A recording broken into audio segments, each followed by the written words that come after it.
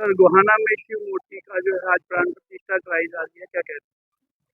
हम डॉक्टर श्याम सखा मुदगिल के बड़े आभारी हैं जिन्होंने ये प्रण लिया और इस हमारे शमशान भूमि में भगवान शंकर की प्राण प्रतिष्ठा का समारोह आज चल रहा है, जो कि बड़ा हर्ष का विषय भी है और लोगों के प्रेरणा का भी स्रोत रहेगा।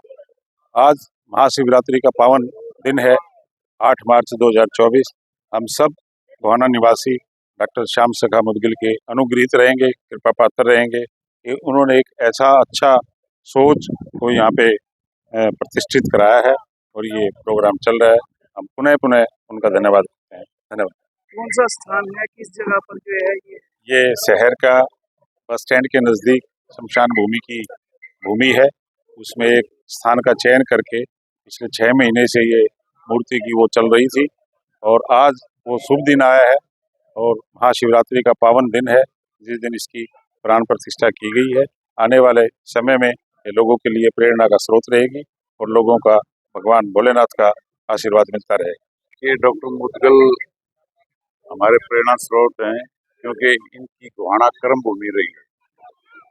इन्होंने यहाँ शुरू में यहीं आके प्रैक्टिस की थी और बहुत बड़े चिकित्सक थे, फिर बाद में रोहतक चले गए। हम पूरे गोहाना वासी इनके ऋणी हैं कि इन्होंने इतना बड़ा कार्य भगवान की मूर्ति स्थापित की है शिव जी की। पूरे के पूरे गोहाना वासियों की तरफ से मैं और अपनी तरफ से इनका धन्यवाद करता हूँ। और मुदगिल जी ने ये कार्य शुभ कार्य पहले रोहतक में किया था, फिर गौड़ ब्राह्मण में किया, अब यहाँ किया है। और मैं तो भगवान से और डॉक्टर मुदगिल से यही कहना चाहूँगा कि धर्म को, शिव जी के भक्तों को आगे जितना भी बढ़ाया जाए, उनका हम एहसानमंद होंगे। कितने फुट तक की ये इमारत जो है बनी? ये 51 फुट के करीब है शिव जी महाराज की मूर्ति। और इतनी बड़ी मूर्ति बनाने के लिए उन्होंने, मुदगिल जी ने जो साहस दिखाया, उसके भी हम उनके प्रेरणा स्रोत। जी हाँ, क्या कहना है, आपने इतना सुंदर मूर्ति बनाया है? जी, डॉक्टर मुदगिल साहब ने हमें बुलाया था मूर्ति बनाने के लिए, तो 2 मूर्ति इन्होंने रोहतक में हमारे से बनवाया था। एक ये मूर्ति बनाया हमने गोहाना में, डॉक्टर मुदगिल साहब ने बनवाया है। इसमें समय 9 महीना लग गया। तो ये डॉक्टर साहब का बहुत लाख लाख धन्यवाद है, जिन्होंने हमारे से ये मूर्ति बनवाया। कितने पैसे की लागत से ये मूर्ति बनी है? ये लगभग 30 लाख रुपए के लागत से बनी है। तो आपने अपने हाथों से अपने कारीगरों के साथ में मिलकर ये मूर्ति बनाई? हाँ जी, हाँ जी। तो कितनी मेहनत लगती है ऐसे सुंदर स्वरूप को बनाने में? बहुत मेहनत लगती है जी, कई कारीगर लगते हैं और हम लोग सारे मिलजुल के बनाते हैं ये मूर्तियाँ। तो इतना प्यारा फेस इंप्रेशन क्या दिमाग में सोचा जाता है या अपने आप ही बनता जाता है? नहीं, ये भगवान शंकर जी की कृपा से बनता है, बाकी सोचना तो पड़ता ही है। ये सब इन्हीं की माया से बनता है। तो एकदम इतना अच्छा स्वरूप निकला। हाँ जी, हाँ जी। क्या नाम है आपका? विजय वर्मा। कहाँ के रहने वाले है तो यूपी के, बाकी रोहतक में रहते हैं, हिसार बाईपास पे। उससे पहले भी कई मूर्तियाँ बनाई हैं? हाँ, बहुत सारी मूर्तियाँ बनाई है जी। एक झारखंड में बनाई हनुमान जी की 105 फुट ऊंची मूर्ति। ये कितने फुट ऊंची? ये 51 फुट ऊंची मूर्ति है। डॉक्टर साहब, गोहाना में गोहाना शहर वासियों को आपने इतनी अच्छी शिव की सौगात दी है, शिव मूर्त जो है शमशान घाट में, क्या कहना चाहेंगे? कितने दिनों में बनी, कितनी लागत से बनी, कितने फुट ऊंची ये बनी और उससे पहले आपने कहाँ स्थापना कर? देखिए, पहली बात तो यह है कि मैंने सौगात नहीं दी। गोहाना के लोगों ने पूरे जनपद में 30 किलोमीटर राउंड मुझे इतना सम्मान दिया 51 साल कि मैं उनका आभारी हूँ। और बाबा भोले की कृपा से ही मैं 8 अगस्त 1973 को यहाँ आया था और आज फिर 51 साल के बाद ये प्रतिमा 51 फुट ऊंची है और 11 फुट नीचे भी है जमीन में। इसी तरह ब्राह्मणवास में भी 51 फुट ऊंची है और रोहतक में 40 फुट ऊंची है, जो पिलियर लेक के पास जो नहर है वहाँ है। तो ये सब प्रभु के पास है, मैं कोई इसको बनाने वाला नहीं भाई। ये तो बाबा भोले की कृपा है कि उसने यहाँ स्थापित होना मंजूर किया। ये आप पर भी और गोहाना वासियों पर भी और मेरे ऊपर तो बहुत ही ज़्यादा कृपा है। तो ये प्रेरणा आपको कहाँ से मिली और कहाँ से जो है ये सब? देखिए, मेरा परिवार ही शिव भक्त है, पहली बात।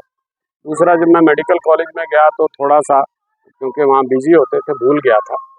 तो जैसा मैंने यहाँ पत्थर पर लिखवाया है, शोपेनहावर एक जर्मन फिलोसफर थे, उनकी एक किताब में पढ़ रहा था फिलोसफी की। उन्होंने कहा Indians are not idol worshippers, they worship the idea behind it. यानी जो हिंदू हैं वो मूर्ति पूजा नहीं करते, मूर्ति के पीछे छुपे भाव की पूजा करते हैं। तो इस बात ने मुझे सोचने पर विवश किया, और जो मैंने सोचा वो यहाँ पत्थर पर लिखवाया है कि भाई छोटा सा बता देता हूँ कि भगवान के जटाओं में गंगा जी हैं, माथे पर त्रिपुंड है और चंद्रमा है, बाल चंद्रमा जिसको कहते हैं। तो वो सब के सब ठंडक के प्रतीक हैं। तो शायद हमें संदेश जाता है कि हम अपने दिमाग को ठंडा रखें। आजकल के बच्चे कहते हैं ना कूल ब्रदर कूल, तो वो बहुत ज़रूरी है। फिर भगवान के गले में नाग है और कंठ में विषय, ये बहुत ध्यान की बात है। कंठ में विषय नीचे नहीं गया, नीलकंठ भगवान का नाम इसीलिए। यानी नफरत जो है, दुश्मन को भी मित्र बनाओ लेकिन उसकी नफरत जो है वो अपने अंदर मत ले, नहीं तो आप में जहरीले हो जाएंगे। उसके बाद भगवान के हाथ में यानी नाम भी जो है नीलकंठ है। फिर भगवान के वाहन का नाम नंदी है, जो पशु बल का प्रतीक है। और भगवान ने बागंबर पहना हुआ, जो बाघ का चर्म है। यानी या तो सवारी करो अपनी पार्श्विक पर या उसे मार डालो, इसलिए भगवान का नाम पशुपतिनाथ। फिर भगवान के हाथ में त्रिशूल है। बाबा तुलसी ने कहा कि दैहिक दैविक भौतिक तापा राम राज्य का हुए। सिर्फ राम के राज्य में देह का, धन का या भाग्य का दोष आया, आगे पीछे नहीं आया, बाकी तो आता रहता है। लेकिन उसके साथ डमरू बंधा है जो आनंद का प्रतीक है। भगवान का नाम नटराज, यानी नाचते रहो, आनंद को मत भूलो। दुख तो आएंगे, सबके आए, भगवान राम के भी आए, वन में जाना पड़ा, सीता जी का हरण हुआ। तो शिव जो है आदि देव, शिव पुराण में लिखा गया, विष्णु जी और ब्रह्मा जी कहते हैं कि हम इन्हीं से उत्पन्न हुए। और शिव की पूजा सिंधु घाटी सभ्यता से आज से 11,000 साल पहले से आरंभ हुई भारत, और आज तक आपने देखा होगा या अपने बुजुर्गों से पूछना कि हर गांव हर शहर में शिवालय होते थे। राम मंदिर कृष्ण मंदिर तो बहुत बाद में आए। वैसे भी भगवान शिव आदि है, यानी ना जन्म हुआ ना मृत्यु होती, जबकि अवतार पुरुष राम और कृष्ण का तो जन्म भी हुआ और मृत्यु भी हुआ। तो इसलिए सर्वशक्तिमान सर्वपूज्य भगवान शिव है, मेरी यही बात है। आपने कई चीजों का व्याख्यान किया। तो शिव के गले में नाग माला है और रुद्राक्ष माला, इसका भी थोड़ा सा हमारे को रुद्राक्ष का तो आप देखिए, रुद्राक्ष बहुत रेयर चीज, तो भक्ति बहुत रेयर चीज। तो जिसको भक्ति प्राप्त हो जाती है वो खुद रेयर हो जाता है, विशेष हो जाता है। तो ये बहुत जरूरी है। इसीलिए हर अंग, यानी मैं सारा तो बता भी नहीं सकता, भगवान की तो जो भाव भंगिमा है वो एक से एक ऐसी है कि वो हमेशा ध्यान मुद्रा में रहते हैं। तो भगवान का तो कोई भी अंग ऐसा नहीं है जिस पर कितनी ही किताबें लिखी जा सकती हैं। तो मेरे जैसे में कहाँ हिम्मत है कि हर चीज़ को बता पाऊँ। आप लोगों का बहुत बहुत धन्यवाद, आप आए और भंडारा जरूर लेके आए, भाई प्रसाद जरूर धन्यवाद। आपका पूरा नाम क्या है? मेरा नाम सुंदर श्याम मुदगिल है, और लिखने में मैं श्याम सखा श्याम के नाम से लिखता हूँ।